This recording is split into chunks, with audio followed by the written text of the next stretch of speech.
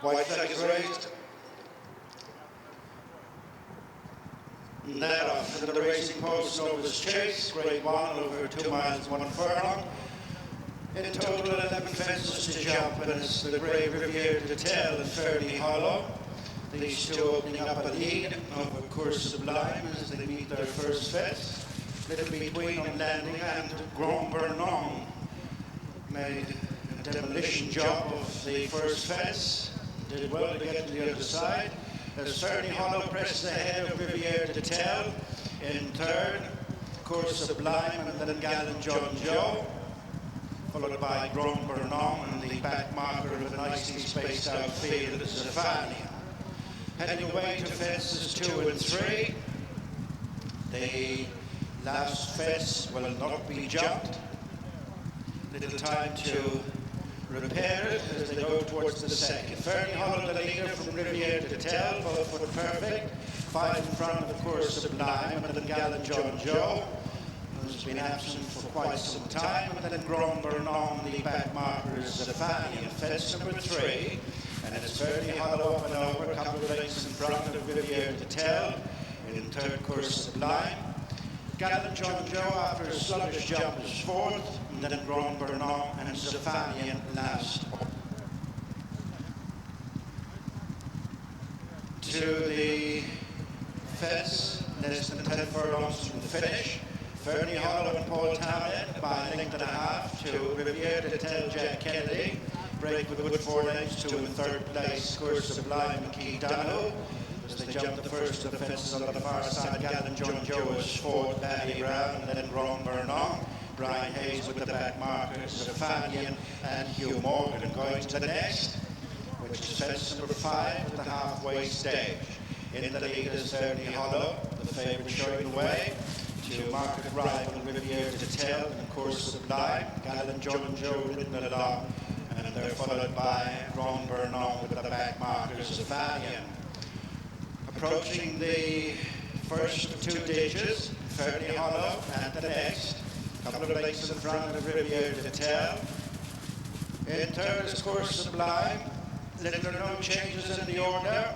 And then Gallant John Joe, Grand Bernon and Zafanian. Second last fence in the back straight, Ferny Hollow and Riviere D'etel. The two separated by less than 2 lengths. Out in front of course sublime, who's well clear of Gallant John Joe. Heading to the last on the far side, and the leader is Ferny Hollow. Jumped it professionally, as did Riviere D'etel. In third is course sublime. They're well clear from Gallant John Joe, a long way clear from Zafanian, who relegates Grand Bernon to be the back marker. Racing towards the last ditch. This is now the second last. In the lead is Ferny Hollow. Couple of lengths up. Jumping the final ditch from Riviere D'etel, chased away from it. Course sublime is a little bit closer in third, and then Gallant John Joe as they turn to the final fence. A long run in after this one, and it's Ferny Hollow with going back up on the outside. Riviere D'etel, a length between them, 4 lengths back to course sublime, and they're clear. Racing round the home turn, 2.5 furlongs to go. It's all on the level from here, and it's Ferny Hollow and Paul Townend on the outside, getting a crack to try and come up on terms as Riviere D'etel and Jack Kennedy. Course sublime a few lengths behind them in third. Course sublime and Keith Donoghue as they begin the run of the final furlong. And the Racing Post Novice Chase, it's Ferny Hollow in front from Riviere D'etel, who's trying desperately hard in second. Back in third is course sublime and then Gallant John Joe. Ferny Hollow hasn't put it in the bank quite yet. Riviere D'etel on the outside. It's on the final 100 yards. Ferny Hollow from Riviere D'etel. Ferny Hollow is winning another Racing Post Novice Chase for Paul Townend and Willie Mullins. Fighting off a splendid Riviere D'etel, course sublime in third.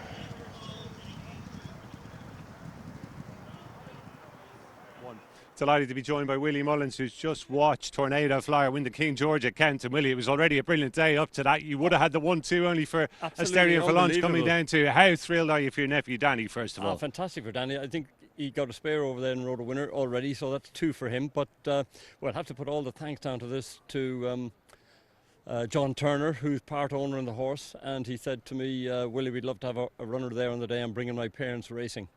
And I think John has actually only gone in to watch it from about the second last because of COVID restrictions. Well, there are no restrictions there, but he doesn't want to bring his parents in among the crowd. So he didn't think he'd have to go in and collect the prize. I certainly didn't anyhow. Absolutely unbelievable stuff. And Danny pulled it out of the fire. He was going well at all stages. I was watching the race with Frank Berry. I said, you know, Danny is running the cracker. You'd nearly back Danny here going to the third last. And sure enough, he held it together and won. You know, extraordinary. I can't believe it. A lot of people are viewing it as a huge shock. Is that genuinely the only reason the horse was in the race today? Would you not have run him otherwise? No, he probably would have gone with album photo down to more. So, I mean, John just said, look, we'd love a runner, and I said, why not? You know, the other horse are going over. If the other horse hadn't gone over, maybe we wouldn't have gone. So, you know, sometimes things turn out for luck. He might have been a big price today, but he did look a very, very promising horse in his younger days. Yeah. I mean, did you feel at that stage there could be a race like this to be won with him? He has promised all the time, and the second half of the season then tapers off. And we tried a few different things with them this year, so maybe they're working. And maybe listen to John a bit more as well. So, but I think if that is first time over 3 miles, no, maybe it's Asterion Forlonge's first time over 3 miles, but maybe it's his first time as well, I don't know. And Asterion, I mean, once again, it's ended with a fall for him, but probably a bit undeserved. He seemed to jump that last fence well and just crumpled on landing.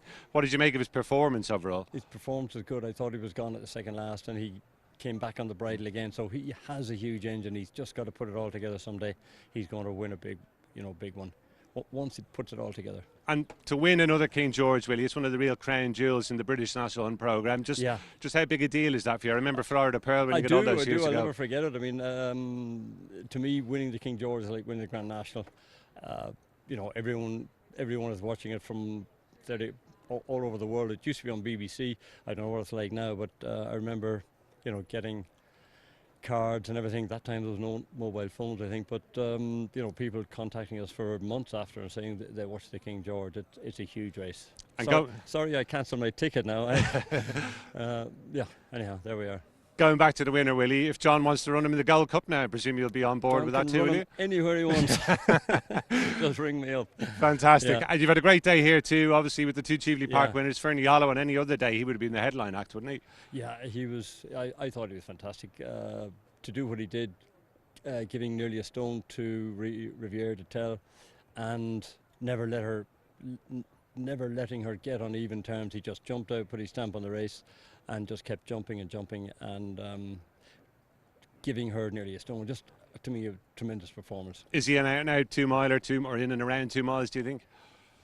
Well, when they can do that, we'll stay at that trip anyhow. And Sir Gerhard, very, very impressive too. Did you see everything you wanted to see today? I did. A real professional hurdler. He just, you know, went down to his hurdles and flicked them like a handicapper would. I sort of toyed with the idea of running him in the Grade 1, and you know, maybe I should, but I always say start off at the lowest end of and work your way up. But I'd say he could go straight into Grade 1. And distance-wise, happy enough to stay in around 2 miles with him for the time being as well. Yeah, I think he'll go out and trip if he wants to, but he looks very comfortable at that trip. Yeah, Willie, it's been quite a day. Thanks for talking to us. Well done once again. Cheers. Thanks, Willie.